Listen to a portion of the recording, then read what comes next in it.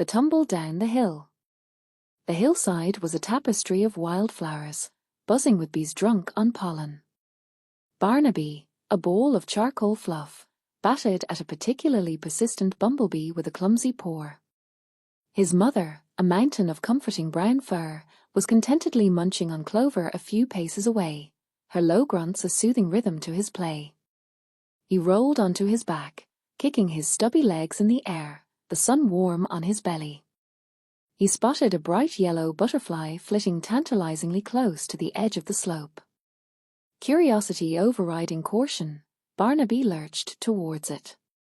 He reached, his paw outstretched, and the ground gave way. One moment he was reaching for sunshine, the next he was tumbling head over heels, a chaotic jumble of paws and fur. The world became a blur of green and brown, the sweet scent of flowers replaced by the earthy smell of upturned soil. He yelped, a surprised, undignified sound swallowed by the whoosh of his descent.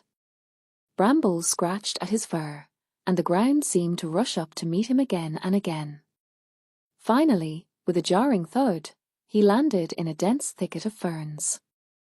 Disoriented, he lay still for a moment, his head spinning. The world slowly swam back into focus. The hillside, once a comforting presence, now loomed far above, a daunting green wall. "Mamar," he whimpered, his voice small and trembling. He pushed himself up on wobbly legs and tried again, louder this time. "Mamar." Only the rustling of leaves answered him. Panic flared, a cold knot tightening in his small chest. He was alone. Utterly, terrifyingly alone. He called again and again, his voice growing hoarse, each unanswered call a fresh wave of despair. The forest, previously a source of endless fascination, now seemed menacing, filled with unseen dangers. The shadows deepened, stretching long and distorted across the forest floor. He huddled beneath the ferns, shivering despite his thick fur. He missed the warmth of his mother's fur, the reassuring weight of her presence. He remembered how Willow, his new, well, he wasn't sure what Willow was, but she was warm and smelled of sunshine like the hillside had, how Willow would bark when she couldn't see her human. He let out a small, hesitant bark, more of a squeak, really.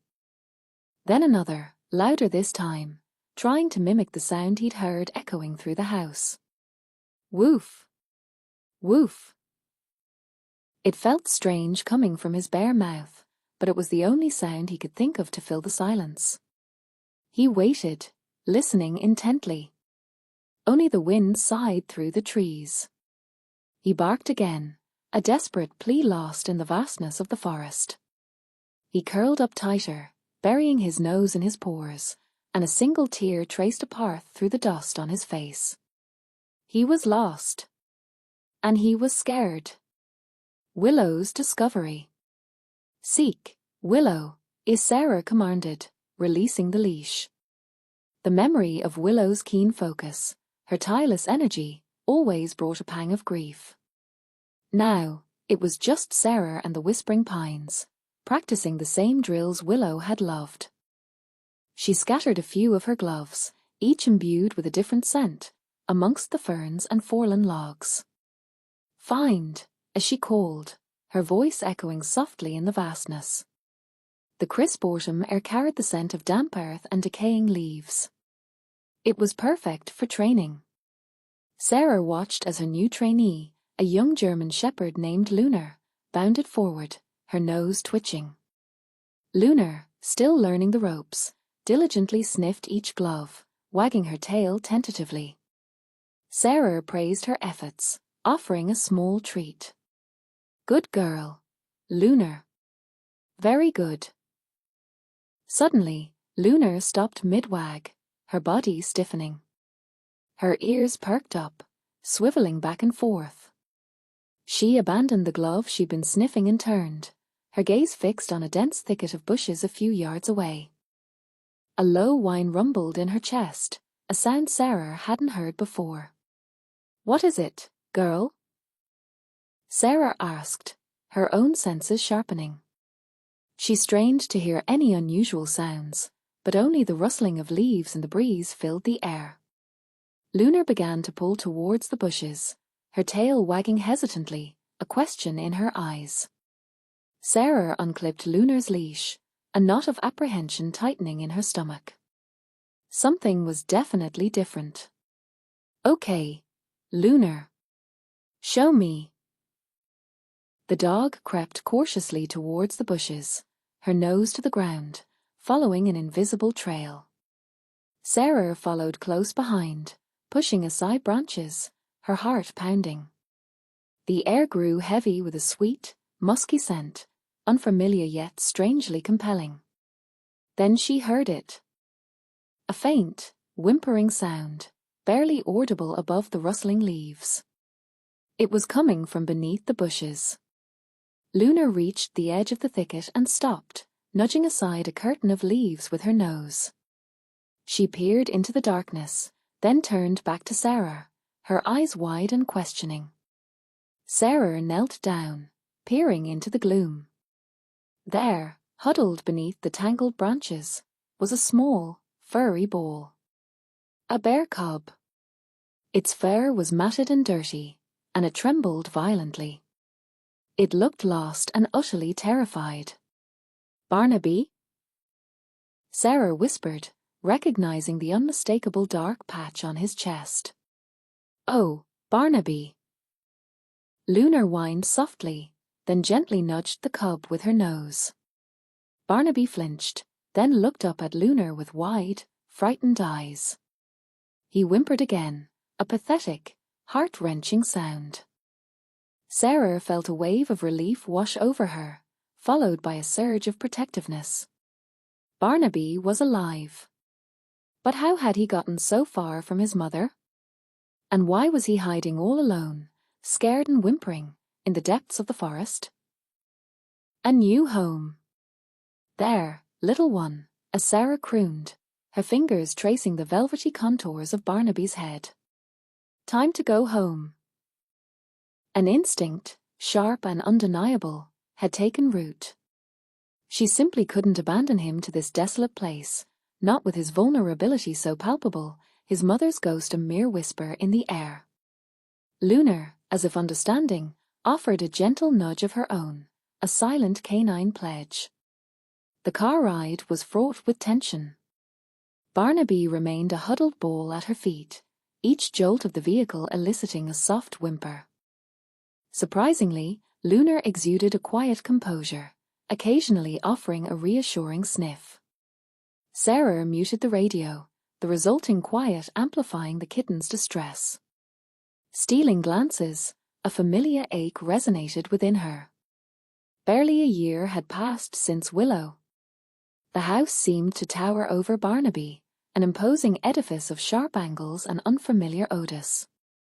He clung to Sarah's leg as she pushed open the door, tiny claws snagging her denim. A familiar blend of lavender and aged would usually soothe Sarah, yet it seemed only to amplify the kitten's unease. His wide eyes darted about, taking in the strange new vista. "It's all right," as Sarah reassured, kneeling to meet his gaze. "This is your home now. You're safe." She guided him into the living room, where a time-worn rug lay before the hearth. Luna trotted alongside, tail giving a hopeful wag. But Barnaby bypassed both rug and canine greeting, instead making a beeline for a large, faded armchair tucked away in the corner, Willow's chair. Sarah hadn't possessed the strength to remove it. He burrowed deep into the cushions, burying his face in the fabric, inhaling as if drawing life itself. A faint trace of Willow's perfume, a sweet blend of honeysuckle and vanilla, still lingered. He released a tiny sigh, the first hint of contentment Sarah had witnessed.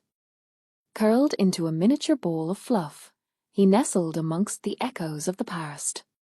Sarah watched, her throat tightening. He sought sanctuary in the last vestige of familiarity. It was a poignant, almost unbearable sight. She fetched a saucer of warmed milk and a few morsels of apple, placing them near the chair.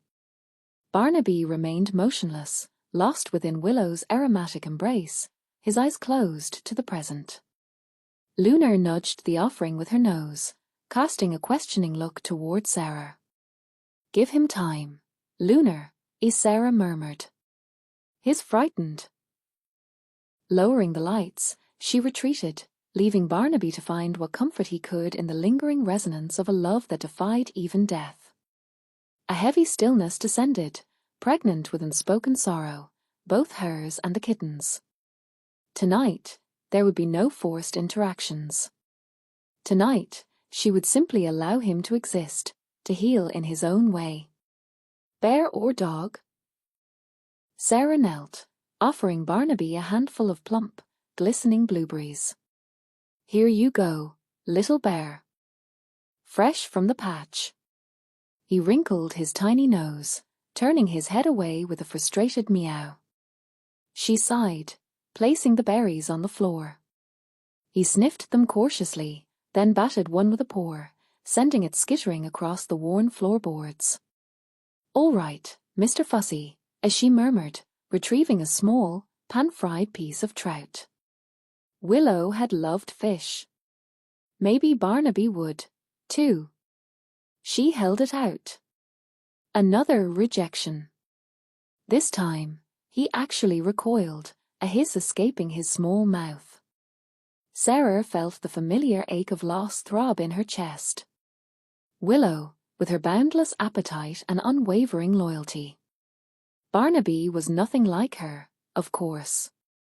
But he was vulnerable, and she was determined to care for him.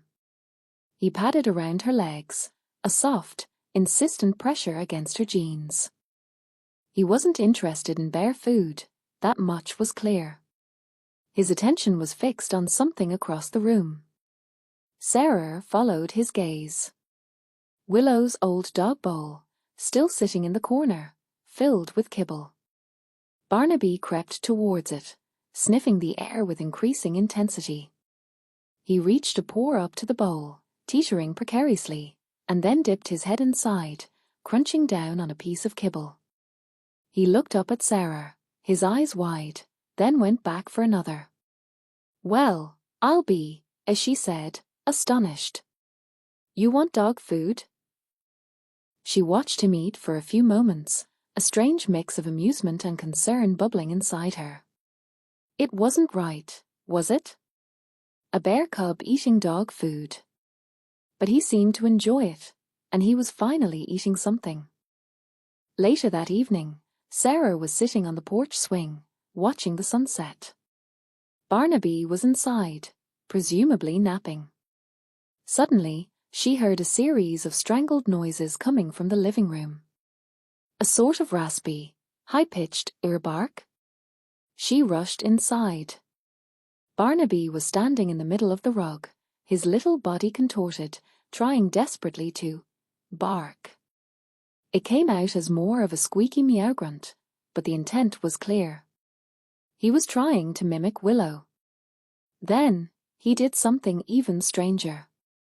He turned around in a tight circle, attempting to catch his own tail. He missed, of course, and ended up falling over in a heap of fluffy black fur. He looked up at Sarah, his eyes bright with something akin to pride. Sarah burst out laughing. "Oh, Barnaby," as she said, scooping him up. "What am I going to do with you? You're a bear, not a dog." But as she held him close, feeling the warmth of his small body against her, she couldn't help but wonder.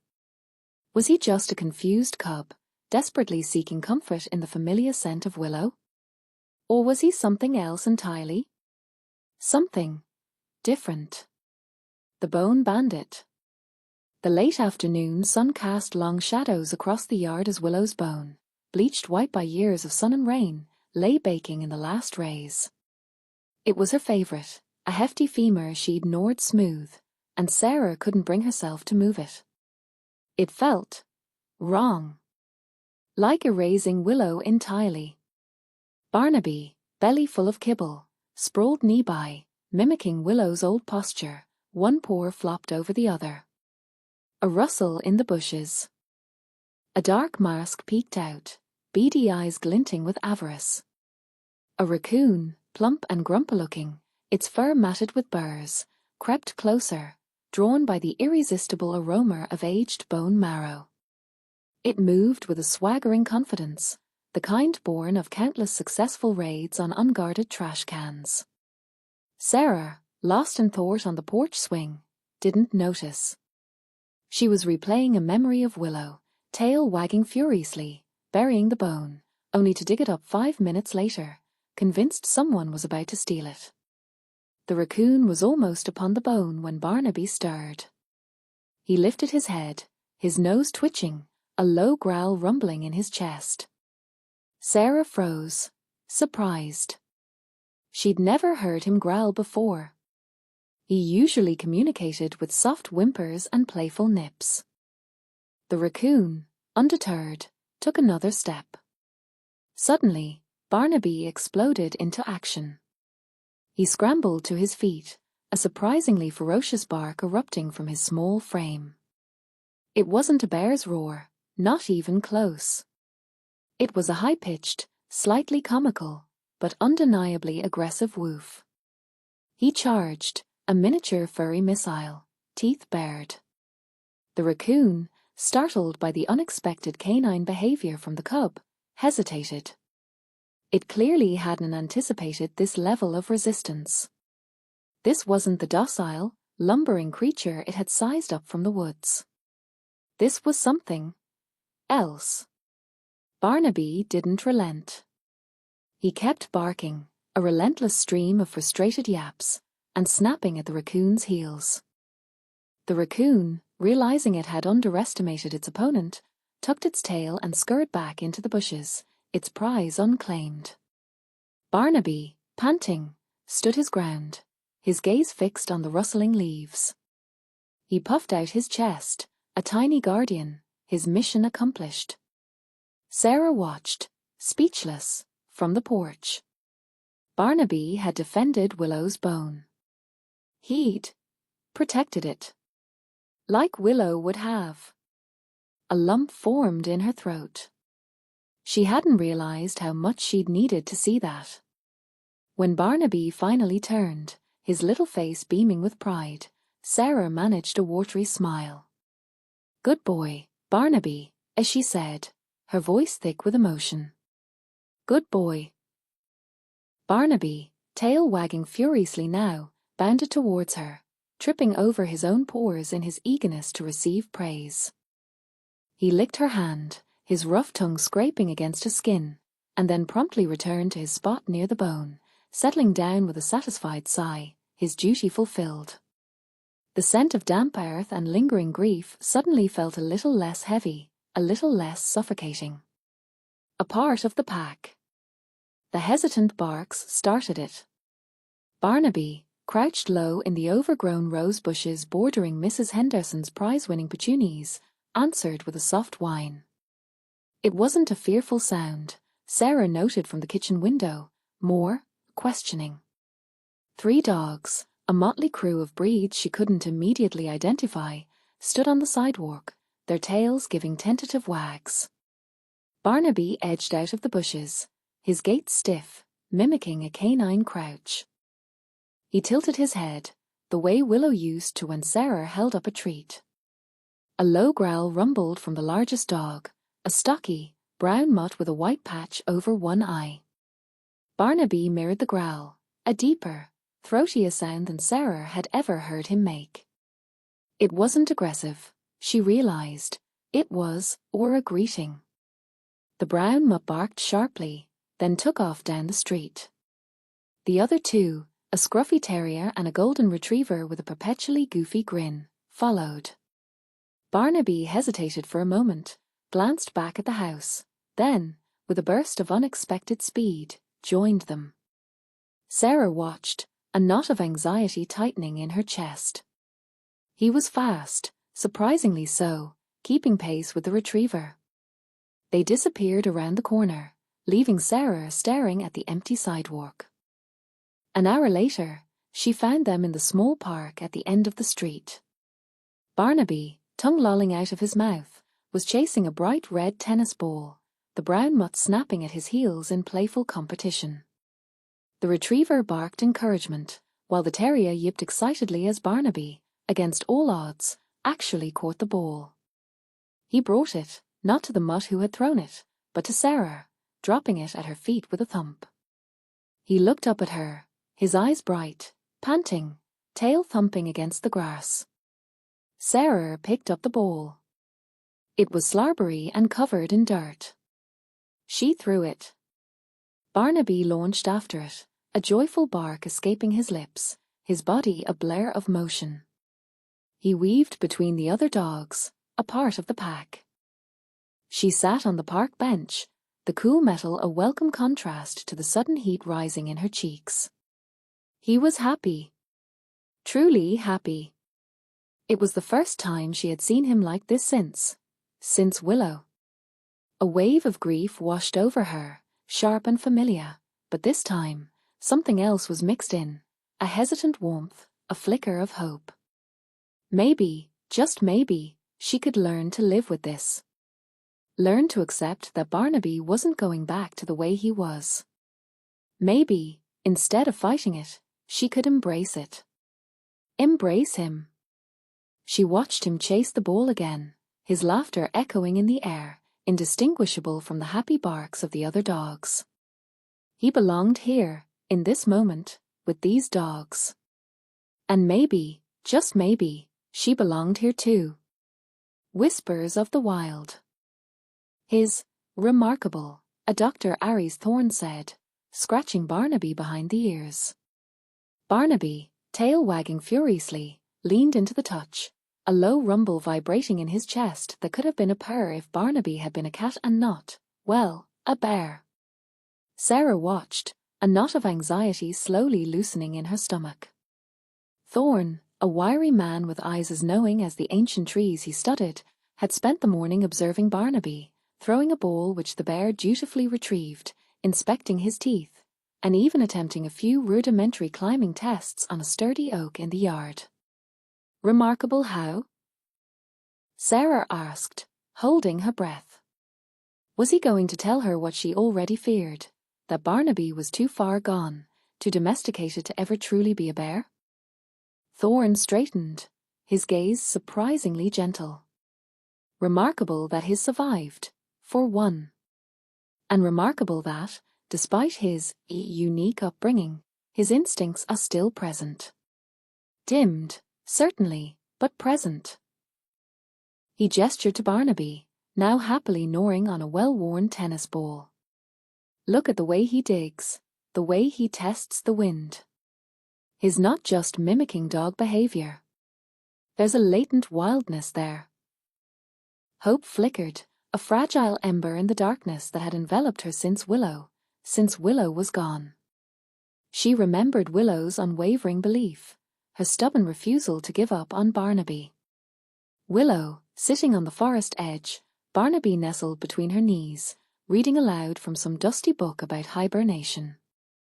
We used to bring him here, as Sarah said, her voice barely a whisper, indicating the woods bordering her property.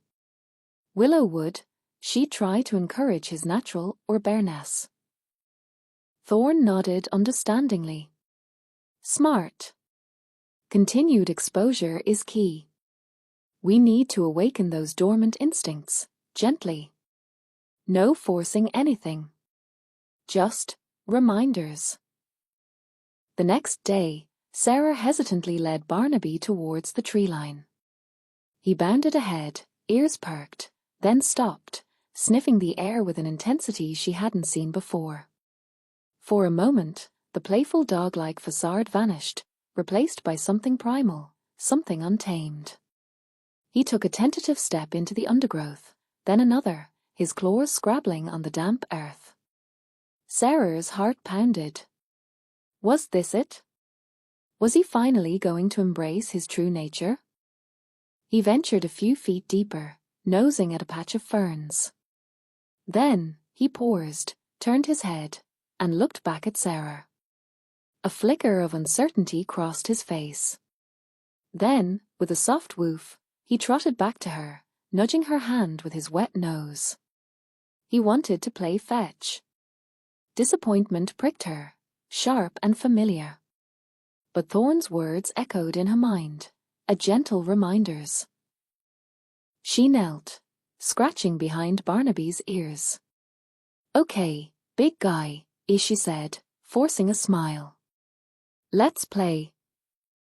She threw the ball, and Barnaby, with a joyful bark, raced after it, disappearing into the long grass.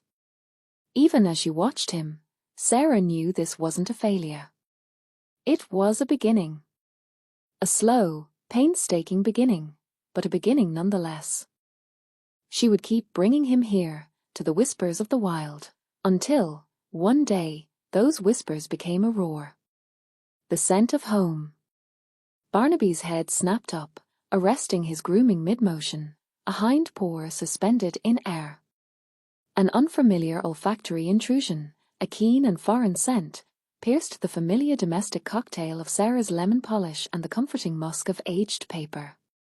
This wasn't a newspaper retrieval or a rawhide chew situation. This aroma demanded singular focus. Pine, but not just any. It was the concentrated essence of Prime Val forest, a resinous sharpness melded with the loam and leaf litter of the woodland floor. The very exhalation of mountains, a soughing whisper from ancient boughs. It resonated within him, a gut-deep recognition. Flickering images, sun-dappled glades, the tartness of wild berries on his tongue, the snug warmth of kindred fur, flashed through his mind's eye. He saw her. Willow. Not his Sarah, but the primal Willow. His mother. He recalled her guttural hum, a resonant vibration against his ribs as she instructed him in the art of grub-seeking. Then the stark, brutal seizure, the terror of capture by strange bipeds. Memories long dormant, nearly extinguished. A twitch of his nose drew him back. The scent intensified, riding a gust that rattled the window. A tangible pull, a force urging him toward the open threshold.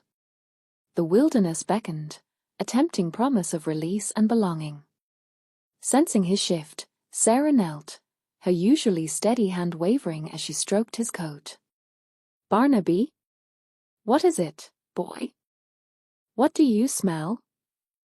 He studied her concerned features, the worry lines etched around her eyes, the anxious gnawing at her lip. He saw the hope she invested in him, her belief in his potential. Then, his gaze drifted to the framed portrait on the mantel. Willow, her German shepherd coat gleaming, her eyes radiating unwavering devotion. Willow, who had meticulously groomed him and patiently taught him basic obedience. Willow, who gifted him a second existence, a renewed purpose. The pine scent, intoxicating, stirred a primal understanding of who he was, his inherent nature. Yet, Sarah's reassuring touch, the echo of Willow's gentle guidance, tethered him. A low, resonant whine rumbled from his chest. He was divided, torn between worlds, loyalties, and destinies. The forest lured him back to his origins. But within these walls, with these women, he had discovered an unforeseen yearning fulfilled, love, acceptance, and a sense of home. He lowered his head, nudging Sarah's leg. The lemon cleaner's aroma lingered, subtle yet known.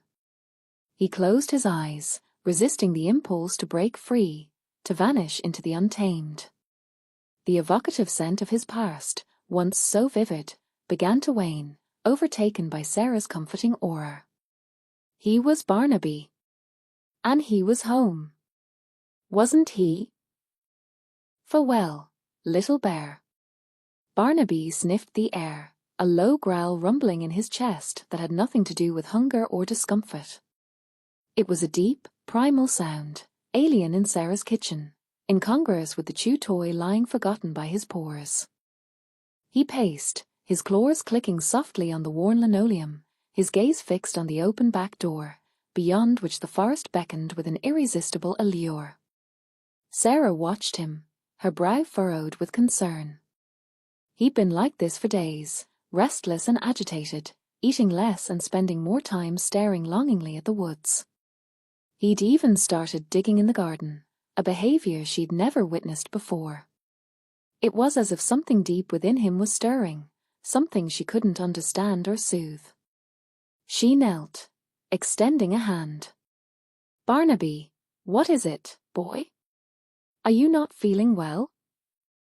Her voice was soft, laced with worry, but he only nudged her hand with his nose before turning back towards the door. A memory flickered in her mind. Willow, standing at the edge of the woods, her head held high, a look of unwavering faith in her eyes. "He's a bear, Sarah," as she'd said, her voice strong despite her weakening body. "Don't forget that. He needs to be a bear." Sarah had dismissed it then, clinging to the image of Barnaby as her loyal, dog-like companion. But now, looking at him, she saw the truth in Willow's words. The wildness in him, dormant for so long, was awakening. She imagined Willow, her spirit a gentle breeze rustling the leaves, nudging Barnaby towards his destiny. "Go on, little bear," as she whispered, her voice thick with emotion. Barnaby turned, his dark eyes meeting hers. He whined softly, a sound that tore at her heart. He knew, somehow, that this was a goodbye. He padded over to her, pressing his head against her leg, a gesture of affection he had learned from Willow.